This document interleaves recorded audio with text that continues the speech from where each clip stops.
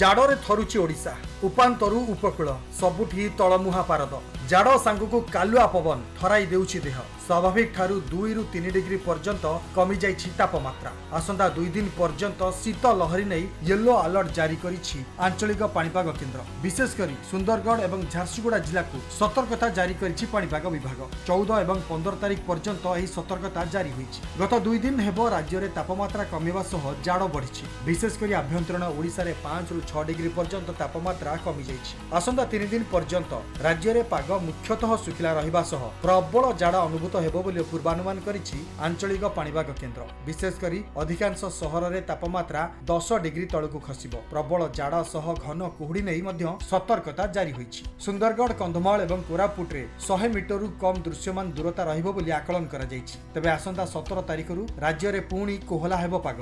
19 तारिख पर्यंत राज्यर विभिन्न स्थान रे हालुका वर्षा नै सतर्कता मध्य जारी करा जाइछि। 17 रे पुरी, गंजाम, गजपति, रायगढ़ रे हालुका वर्षार संभावना रही। सेही भली 18 तारिख रे पुरी, खोर्धा, नयागढ़, गंजाम, गजपति, रायगड़ा, कोरापुट और मालकानगिरी रे हालुकारु मध्यम धरणर वर्षा संभावना रही। 19 रे गंजाम, कंधमाल, कलाहांडी, रायगड़ा, गजपति, कोरापुट और मालकानगिरी रे हालुका वर्षा हेबो। वर्षा प्रभाव रे राज्य रे पुणी ऊपर मुहां हेबो पारद। 3 रु 5 डिग्री पर्यंत तापमात्रा वृद्धि पाइबो बोली पाणीपाग केन्द्र आकलन करछि। 20 तारिख रु राज्य रे सुखिला पाग जारी रहिबो। सेपटे गत 24 घंटा रे पहाड़िया अंचल जी उदयगिरी रे सर्वनिम्न तापमात्रा 5.2 डिग्री रेकर्ड करा जाइथिया बेले समतल अंचल भाव में राउरकेला रे 7.2 डिग्री तापमात्रा रेकर्ड होइछि। कटक रे 12 डिग्री रेकर्ड होइथिबा बेले भुवनेश्वर रे 14 डिग्री तापमात्रा रेकर्ड होइछि।